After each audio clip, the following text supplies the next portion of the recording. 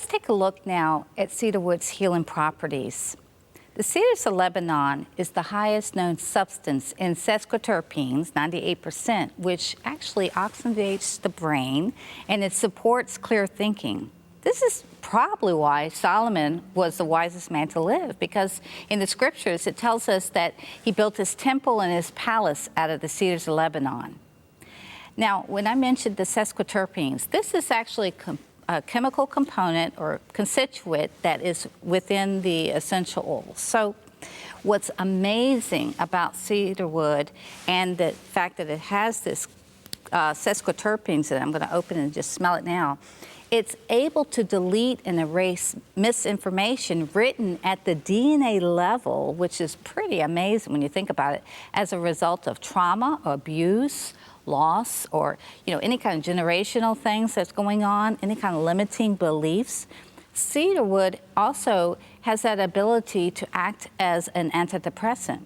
And so cedarwood may also be used as a general oil to help stimulate the mind. It actually stimulates the pineal gland, which releases melatonin. So that's great to know, isn't it? It's an antioxidant hormone associated with deep sleep. So we know that if you have trouble sleeping at night, you might want to go get you some cedarwood essential oil. The fragrance is amazing. It stimulates the limbic region of the brain, the center of emotions, and the pineal gland, which releases melatonin. And so there's so much research behind this particular oil. It makes it just a powerful tool in your hand. And so there's been a lot of successful treatment for ADD and ADHD in children. And so this is great to know for calming, and it's a purifying property. Now, if you know your scriptures, you'll remember that the priest anointed their thumb and their big toe, remember, in the right ear.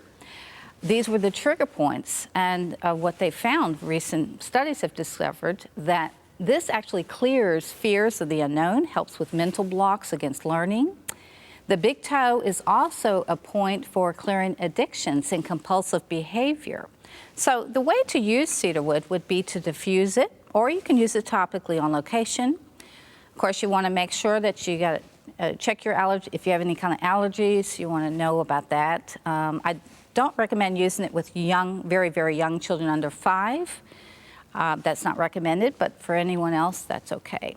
And so you want to definitely get a copy of Heal with Oil and check your back of the book here on the data sheets. This will give you all the information you need for using the oils and their safety and precautions. This is very important to know. Generally, though, cedarwood is non-toxic, non-irritating, and it also doesn't cause any kind of sensitivity, so that's great to know. Now, how have I used cedarwood? It's one of my favorites. It's great for arthritis, rheumatism. It helps with fluid retention. And here's the most important thing that I found. It can reduce hardening of the arteries. So this is very good. It's also stimulates the lymphatic system.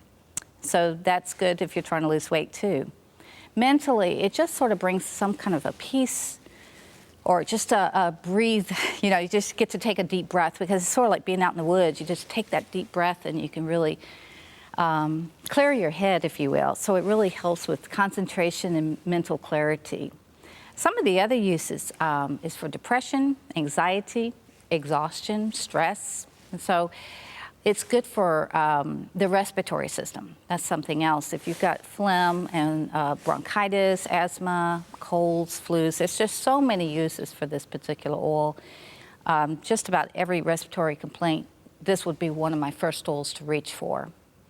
And so you want to definitely get a hold of some oil if you can. This is cedarwood, and when you're shopping online, you want to make sure that you get a pure therapeutic grade essential oil. You don't want to just use something from Walmart or health food store locally, because we don't know what it contains, and we want to make sure you get a pure, good oil in your hand. Now, urinary tract infections is something that I've used it for. Kidney, bladder complaints, it's really great for that. I want to tell you a really funny story. Actually, I was helping a man out with some aches and pains that he had, And he noticed that when he used the cedarwood, it was not only healing the pain, but he was applying it to an area on his kneecap, and he noticed his hair started to grow back. And so he was a bald man, so he thought, gee, if it helps here, maybe I should rub it on my head. And so he started putting the cedarwood on his head, and his hair started to grow back. So it's really great for the skin and hair. It's great for acne, any kind of skin infections, fungal infections, insect bites. There's just a long list of ways you can use it, but hair loss is a really big one. Now, it's great, as I mentioned, for anxiety. It helps just to calm you. There's so many other uses for this. Again, you want to get a copy of Heal with Oil and take a look at that and get maybe some things that you might find beneficial.